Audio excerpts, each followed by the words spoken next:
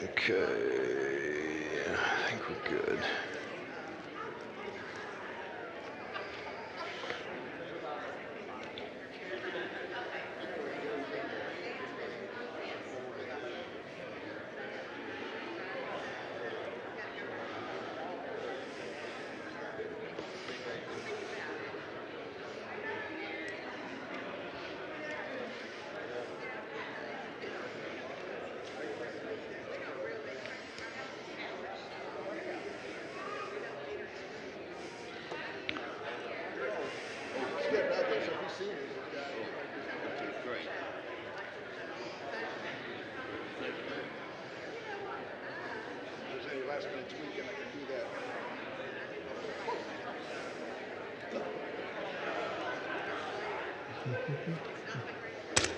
I'm on.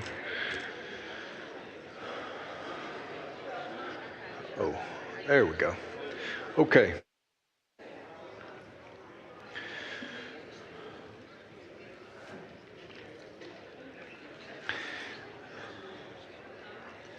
I apologize for running everybody out that's talking and visiting. We're going to get going with class because we've got, as Jerry Reed sang, a long way to go and a short time to get there. So we have a number of people visiting with us today in for the singing. We're glad you all are here. And thank you for being in class today. We're talking this quarter about the period of the Judges. And our theme in our education department this year, which we kicked off with our summer series, is the servant heart. And what we thought we'd do with the Judges was kind of look at these guys with a question. You know, were these guys servant leaders? There were certainly some of them who definitely had characteristics of servant leaders, but ultimately I think you have to sort of come to a decision once you take in the whole story of whether or not they were servant leaders. But as I said last time I taught, maybe a better title for this class is Flannel Graph Characters of the Old Testament. You know, we all remember flannel graphs when we were little in Sunday school. As a matter of fact, my wife had a Ziploc bag of flannel graph characters on the dresser this week, so I think she was using a flannel graph in her class today. So, anyway, so just sort of as a review, we're 7 weeks into the quarter. We're definitely into the second half. So let's sort of look back at where we have been. Why were these people called judges? This was always sort of a mystery to me, because when I think of judges, I think of someone in a black robe with a gavel sitting behind a bench passing judgment. And while Deborah had attributes of doing that, really what it is, in my opinion, is the wrong translation of the word shoppatim, which translates into English judges, but really it has the idea behind it of governors or rulers. I think the book should have been entitled Rulers, because what was happening is as the Israelites were falling further and further cyclically and deeper into pagan lifestyles, God would raise up these leaders to sort of bring them back into fellowship with Him, back to really the behavior that they should be behaving. And so much more than our concept of judges, they were really just leaders. So far we've looked at Othniel, who he had to deal with the Mesopotamites. There was Ehud, John covered Ehud. Now, he had to deal with the Moabites. We're going to look at a little bit of Moab today. But the Moabites were a real problem. Ehud had to deal with them. Shamgar, up in the north part of Israel, had to deal with the Philistines. Deborah had to deal with the Canaanites. Gideon had to deal with the Midianites. Tola, it doesn't specifically say who the peoples were that were the problem for him. So probably various peoples, and also Jair, who was over on the eastern part of the Jordan. And then last week, Jephthah and the Ammonites. Now, I've got a map here, and what I want you to see with this map. Now this map shows, and remember, we're talking about an area that would basically be Middle Tennessee, about the size of Middle Tennessee, a little bit into southern Kentucky, a little bit into northern Alabama. So think Paducah to Huntsville, and then Dixon to Lebanon. This is about the area that we're talking about. And this map depicts where the different judges were operating. So these rulers, these leaders, were not dealing with all of the people of Israel. These were regional problems that would come up and that they would deal with. And I want you to notice now. You can tell it pretty well, but you see the different shades of green. This is kind of lighter green on the outer edges, and then this darker green part. The darker green part is really where the Israelites were primarily living and dominant. The other areas, as you can see on the coast, the Philistines. On the east, Ammon, Moab, and Edom. And so these people would come across and invade Israelite territory. And that's really the stories that we're reading about and dealing with. Now, growing up, when television, particularly network television, was worth watching, which today it really isn't. Plus, we didn't have cable back in the day. But what was the one thing that really got your attention when you were watching a show? When you heard dun dun dun dun dun dun dun dun dun, dun, right? You're going, uh-oh, what's happening? Breaking news. We interrupt this program to bring you breaking news. Now you're tuned in, right? What has happened? And you can probably think back through your life, things that happened. Some of you back to when President Kennedy was shot, right? Do you remember breaking news, right? The space shuttle blowing up. I was in college, and I did not get the breaking news sounder. My roommate, or my suite mate, who was actually co-oping down at, I can't remember if he was at Huntsville or Houston. Anyway, he worked on one of the space shuttle components, and he came in and he said the space shuttle just blew up, and we turned on the radio. And then I guess all of us in here remember when the World Trade Center, the towers were attacked. Certainly breaking news there. So anyway, today we are going to interrupt our regularly scheduled program to look at the story of Ruth.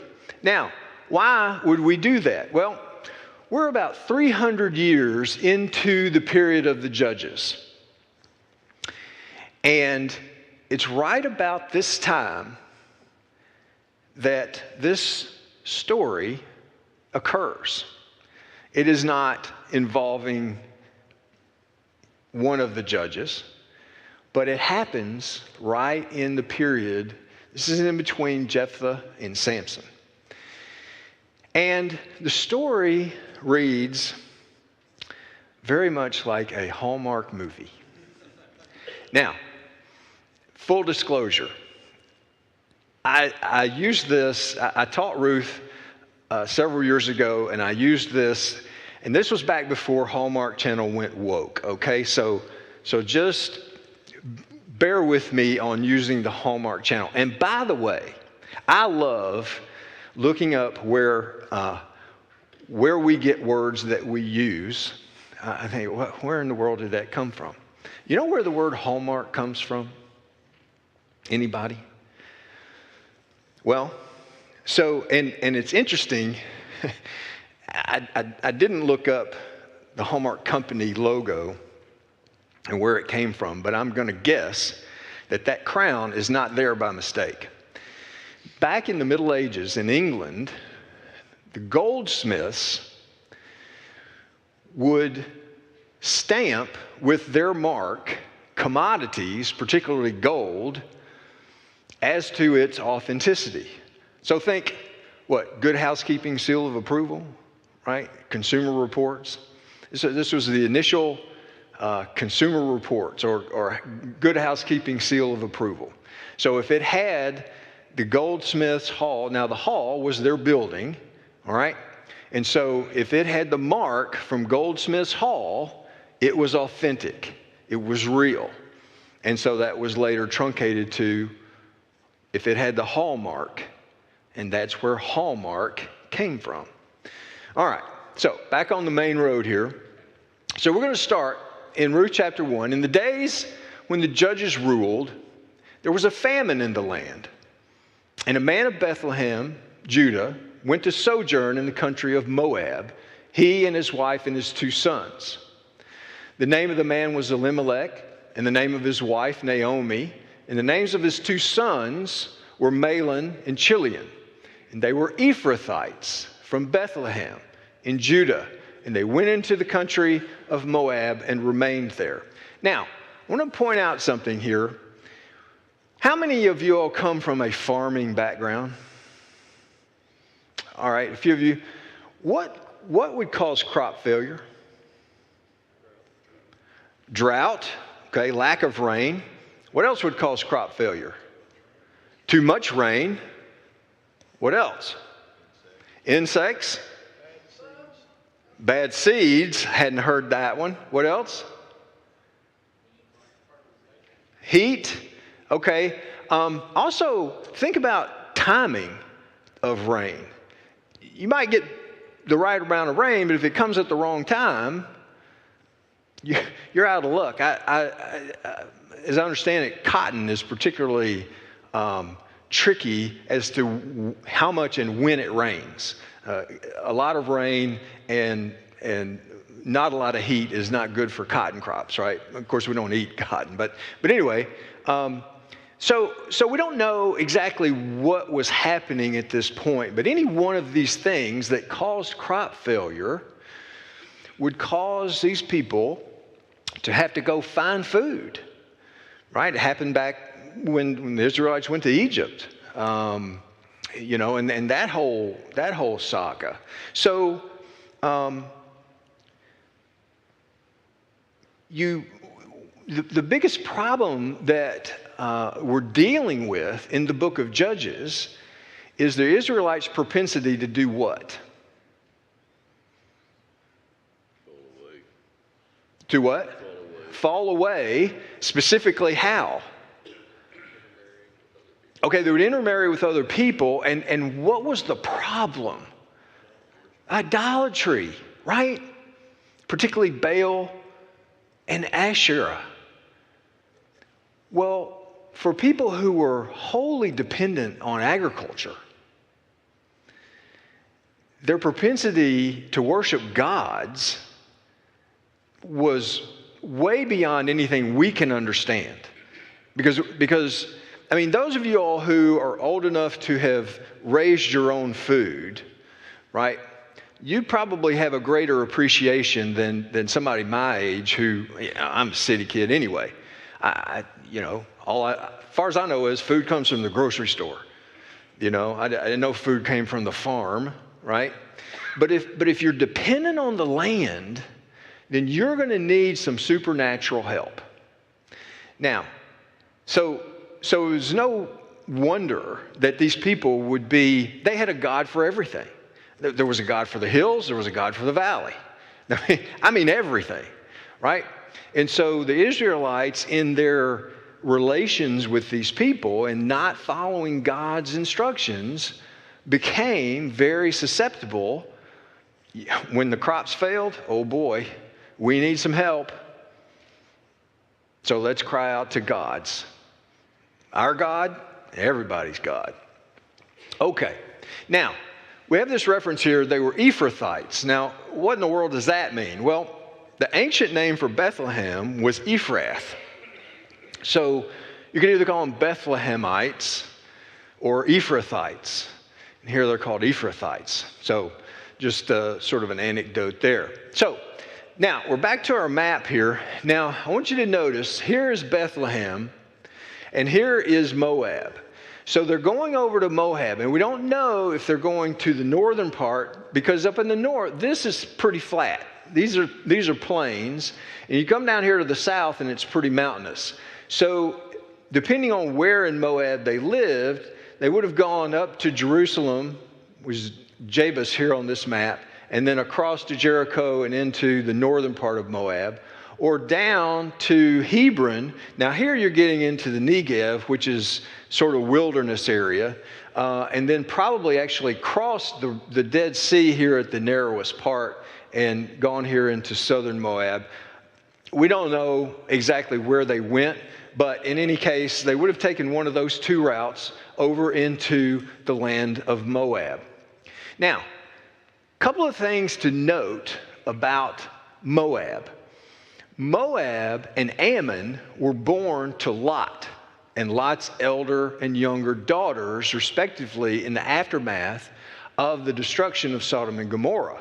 So the Bible refers to both the Moabites and the Ammonites as Lot's son born of incest with his daughters. Okay? So initially, there was a decent relationship, and then things went bad. And you can read in Deuteronomy chapter 23, no Ammonite or Moabite may enter the assembly of Yahweh, even to the 10th generation. None of them may enter the assembly of Yahweh forever, because they did not meet you with bread and with water on the way when you came out of Egypt. And because they hired against you Balaam, the son of Beor, from Pethor of Mesopotamia to curse you. But Yahweh, your God, would not listen to Balaam. Instead, Yahweh, your God, turned the curse into a blessing for you because Yahweh, your God, loved you. You shall not seek their peace or their prosperity all your days forever. Make a mental note. Okay. Back to Ruth. But Elimelech, the husband of Naomi, died, and she was left with her two sons. And these took Moabite wives. The name of the one was Orpah, and the name of the other Ruth, and they lived there about 10 years. And both Mahlon and Chilion died, so that the woman was left without her two sons and her husband. And so I have this, they aren't supposed to have anything to do with the Moabites. And here they've married Moabite women. So things are bad.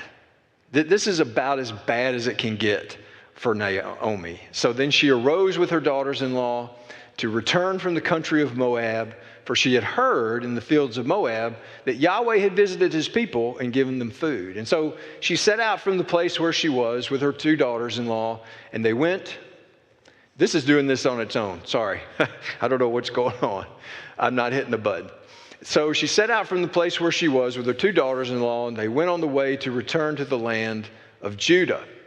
But Naomi said to her two daughters-in-law, go, return, each of you, to her mother's house. May Yahweh deal kindly with you as you have dealt with the dead and with me. Yahweh grant you that you may find rest, each of you in the house of her husband. And then she kissed them, and they lifted up their voices and wept. And they said to her, no, we will return with you to your people. Now, these girls are in their early 20s at this point. Naomi's probably in her mid-40s. That time, she was an old hag, all right? So these girls had a chance. Plus, they needed to go back to their homeland because that was where they still had a chance to make it in life, okay? Your homeland was very important. And another thing to note here, too, we sort of read through books like Judges, and we sort of draw a conclusion that everybody had fallen into this terrible lifestyle. But just like in this country, there's a lot of bad going on in this country, but not everybody's buying into it. Here, Naomi, she is still God-fearing. She has not fallen into this. Even though this calamity has happened to her, she's not abandoned her faith. I thought that was significant. But Naomi said, turn back, my daughters. Why will you go with me? Have I yet sons in my womb that they may become your husbands? Turn back, my daughters. Go your way, for I'm too old to have a husband. And if I should say, I have hope, even if I should have a husband this night and should bear sons, would you therefore wait till they were grown? Would you therefore refrain from marrying? No, my daughters, for it's exceedingly bitter to me for your sake that the hand of Yahweh has gone out against me. And then they lifted up their voices and wept again, and Orpah kissed her mother-in-law, but Ruth clung to her. So Orpah took the deal. She said, okay, I'm going back home. But Ruth says, I'm staying. This is really significant because neither one of these women have much hope. But Ruth at least had her youth, and she could have remarried. But she chose to be loyal to her mother-in-law. So I wanted to interject this here, and we're going to come back to this. Wouldn't you have loved, in hindsight, and think about times and maybe that you have experienced, or people that you know who have just hit rock bottom. Life has just been cruel. And they just can't see any hope in it. And yet the ability to be able to say, we know that for those who love God, all things work together for good, for those who are called according to his purpose. You think about Joseph, when he said to his brothers, you meant all of this for bad. God meant this for good. God is going to work for the good in this desperate situation, but Naomi can't see it, and Ruth can't see it. All they know is things are bad. Coach John Wooden, UCLA coach, said it this way: things work out best for those who make the best of how things work out. How much better would our perspective be if we thought about that? Times are bad. But it's up to us to make the best of it. Okay, back to the story. So the two of them went on until they came to Bethlehem. And remember, Bethlehem means house of bread, right? So going back to the fact that it's ironic that here in the house of bread, the house of plenty of food, there's a famine. Anyway, and when they came to Bethlehem, the whole town was stirred because of them. And the women said, is this Naomi? And she said to them, don't call me Naomi, call me Mara. For the Almighty has dealt very bitterly with me. I went away full, and Yahweh has brought me back empty. Why call me Naomi when Yahweh has testified against me, and the Almighty has brought calamity upon me? So Naomi returned, and Ruth the Moabite, her daughter-in-law, with her, who returned from the country of Moab, and they came to Bethlehem at the beginning of barley harvest. Now, barley harvest was the first harvest to come in. The wheat would come after the barley harvest. Now, Naomi had a relative of her husband's, a worthy man of the clan of Elimelech, whose name was Boaz. And by the way, I'm just going to throw this out there. This is just me. Just as I go through these lessons, thoughts come in my head. I'm thinking, doesn't everybody know a Naomi? Everybody knows a Ruth. Anybody know a Boaz? Nobody names their kid Boaz. Everybody names their kid Ruth and Naomi. Boaz, I've known some Boaz, but I don't think that was short for Boaz. That was just a random thought I had. Anyway, so Boaz, Alabama. Yeah, they named a city after him, I guess. All right. So Ruth the Moabite said to Naomi, "Let me go to the field and glean among the ears of grain after him in whose sight I shall find favor." And she said to, "Go, my daughter." And so she set out and went and gleaned in the field after the reapers. And she happened to come to the part of the field belonging to Boaz, who was of the clan of Elimelech. Now, this is a familiar story to us. We know how and there were actually legal instructions for gleaners not to take everything. Leave some for the poor to come and pick up the scraps. And so Boaz came from Bethlehem, and he said to the reapers, "Yahweh be with you." And they answered, "Yahweh bless you." And then Boaz said to his young man who was in charge of the reapers, "Whose young woman is this?" So I don't know. I'm guessing Ruth must have been pretty good looking. Boaz, a little bit older, a little long in the tooth, I guess. I don't know. But he sees this good looking, strange girl in his field. And, who is that? And lost someplace. Did it move? Okay, yeah, here we go.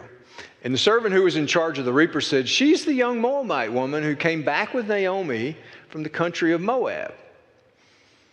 And she said, "Please let me glean and gather among the sheaves after the reapers." And so she came, and she's continued from early morning until now, except for a short rest. And then Boaz said to Ruth, "Now listen, my daughter, don't go to glean in another field or leave this one, but keep close to my young women. Let your eyes be on the field, that they are reaping, and go after them. Have I not charged the young men not to touch you? And when you are thirsty, go to the vessels and drink what the young men have drawn." Now, he's giving her some real perks by showing up in his field. She was not entitled to any of this. And the fact, that he told the young men not to touch her, that probably had more to do with physical abuse than it did sexual abuse, but both were in play, especially since she was from another country. So she fell on her face, bowing to the ground, and said to him, "Why have I found favor in your eyes that you should take notice of me, since I'm a foreigner?" And Boaz answered her, "All that you have done for your mother-in-law since the death of your husband has been fully told to me, and how you left your father and mother and your native land and came to a people that you did not know before." Now, I want to tell you, and I've told this before, and if you remember me telling it, forgive me, the coolest thing I ever saw. I was a senior in college, UT Knoxville. Statistics class, spring quarter.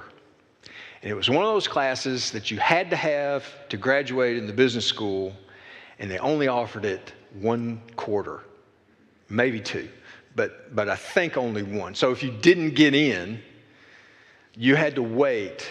So if you were done, you wanted to graduate after spring quarter, which was back when we were on quarters, and you didn't get in that class, you had to go till fall. I think it was offered spring and fall.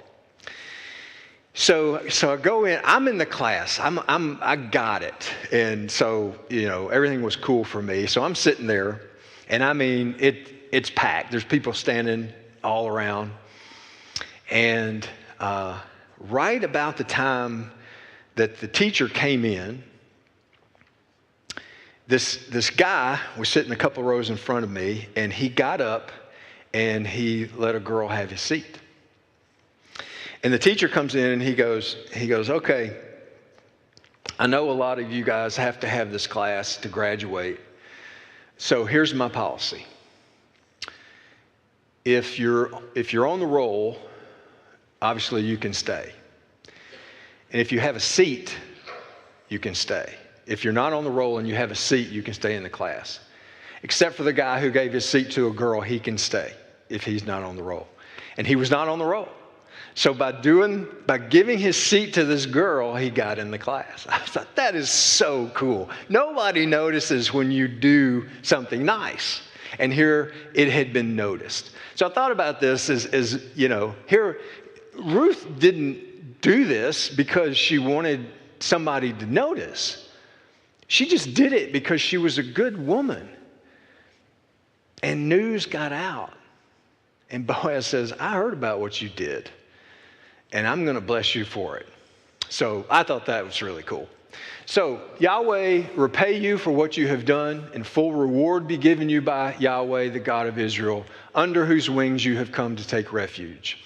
And then she said, I have found favor in your eyes, my Lord, for you have comforted me and spoken kindly to your servant, though I'm not one of your servants.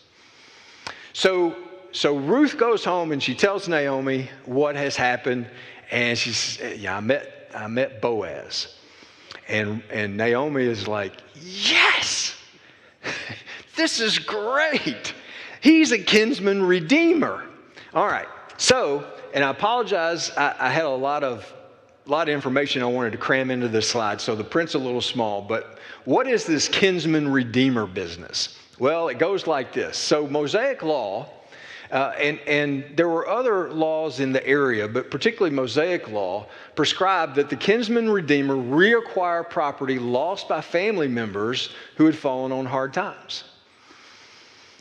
He was also to redeem relatives who, because of poverty, had sold themselves into slavery. He was to avenge relatives who had died at the hands of others. He was to be the recipient of payments owed to deceased relatives and generally alleviate wrongs that relatives might not be able to accomplish for themselves. So basically, the kinsman redeemer was supposed to right all the wrongs that had been done to the family. And what was kind of weird, the law actually didn't say anything about marrying whatever women were left to preserve the heir.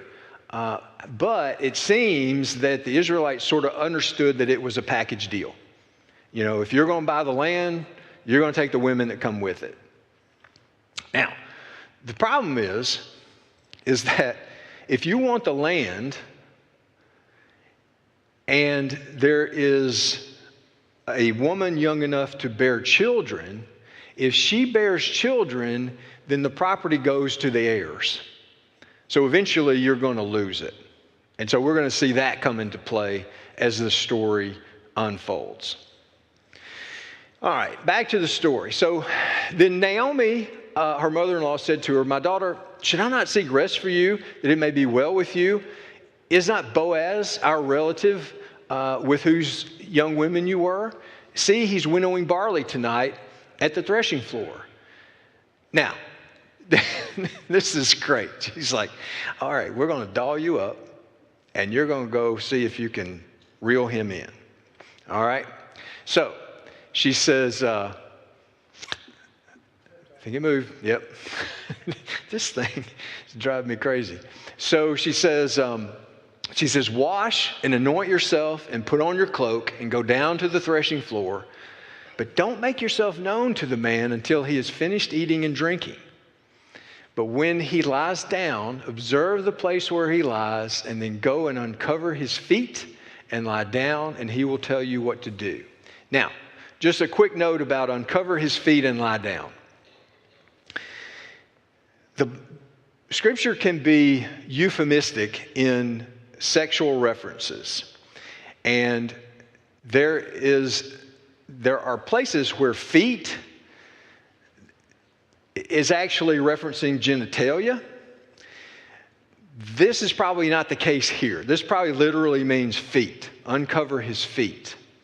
And so that's what she does. So she goes down to the threshing floor and did just as her mother-in-law had commanded her. And when Boaz had eaten and drunk and his heart was merry, so I guess he got a little buzz on. I don't know. Yeah, kind of after Thanksgiving, you got to have a nap. All right. So he's feeling good. And he goes and he lays down. And she came softly and uncovered his feet and lay down. And at midnight, he was startled and he turned over. And behold, the woman lay at his feet. And he said, "Who are you?" And she said, "I'm Ruth, your servant. Spread your wings." Now the NIV says, "Spread the corner of your garment over your servant, for you are a redeemer." Now this was a Jewish idiom, which was a marriage proposal. She is asking him to marry her. Well, he's thrilled. He says, "May you be blessed by Yahweh. You have made my last kindness greater than the first, in that you have not gone after young men, whether poor or rich. And now, my daughter, do not fear. I will do for you all that you ask, for all my fellow townsmen know that you are a worthy woman." Now, this is the same word in Proverbs 31, talking about the worthy woman. And now it is true that I am a redeemer, yet there's a redeemer closer than I. So stay here tonight, and if he wants to redeem, fine, we'll let him. But if not, then I am going to redeem you. And he says, lie down until the morning. So she stays there until the morning, but she gets up early so that nobody will know that she has been there. And he loads her up with about 30 pounds of barley. And she goes home and she tells Naomi, he said yes. All right, so she's stoked. She's like, oh, all right, now our fortunes have turned. And so very quickly here, as we're after the first bell, so this is called levirate marriage. Now, this has nothing to do with the tribe of Levi. The word levir actually is a Latin word meaning brother-in-law. And it entailed this: custody of a childless widow passed through the family. And it was more for protecting the dowry than for producing offspring. However, producing an heir would essentially be the woman's source of welfare. Full resolution could be tricky and didn't always go well. Now, if you go back to Genesis chapter 38, the story of Judah and Tamar, that's a pretty nasty story. And it actually will come into play in just a minute as we get to the end of this. So it didn't always turn out really well, but it can be argued that the biblical examples show that the primary objective was to be the perpetuation of property title in the family of the deceased by providing an heir for the deceased. So it was a way to keep the land in the family. So we go into chapter 4, the last chapter, and Boaz took Ruth, and she became his wife. So Boaz he's a pretty sharp guy. I mean, he didn't get wealthy, by accident. And so he says, okay, I'm going to set this up where this other guy is not going to want this land. So they have this, so he goes up to the city gates. Now the city gates were not just gates. I mean, there were actually rooms up there that you could meet. And so he finds this kinsman redeemer that's closer, and he says, hey, come here, I want to talk to you. And he gets the elders, notaries, the witnesses. He says, look, come here, we've got some business to deal with here. And he tells him, says, look, Naomi has this land, it needs to be redeemed. And you're closer than me, and so you get first right of refusal. So the guy goes, yeah, okay, I'll buy it. And he says, okay, that's cool, but you gotta marry Naomi, and you're gonna have Ruth. And the guy's like, oh, wait a minute, that might mess up my estate. I don't think I'll do it. So Boaz is like, cool, I'll do it. And so he takes off his sandal. They exchange sandals. Deal's done. And that has to do with the sandal is an indication of whoever walks on the land is the owner. So it was a symbol of ownership. And so Boaz took Ruth, and she became his wife, and he went into her, and Yahweh gave her conception, and she bore a son. And the woman said to Naomi, "Blessed be Yahweh, who has not left you this day without a redeemer, and may his name be renowned in Israel. He shall be to you a restorer of life and a nourisher of your old age. For your daughter-in-law who loves you, who is more to you than 7 sons, has given birth to him." And Naomi took the child and laid him on her lap and became his nurse. And the women of the neighborhood gave him the name, saying, "A son has been born to Naomi." And they named him Obed. And he was the father of Jesse, the father of David. So here, out of this forbidden relationship, God brings the greatest king and ultimately the Messiah of us all. And it ends with this list, which is quite interesting. He says, "Now these are the generations of Perez." Perez was the son born to Tamar by Judah out of incest. And so it was through Perez that he brings Obed, who brings David, ultimately to bring the Messiah. So all I can say is we come back to this thought. As bleak as things are, as bleak as it was for Naomi and Ruth, God had a plan. And so when we think God is not at work, He is at work. We know that for those who love God, all things work together for good for those who are called according to His purpose. I'm going to close with a prayer. Any instructions for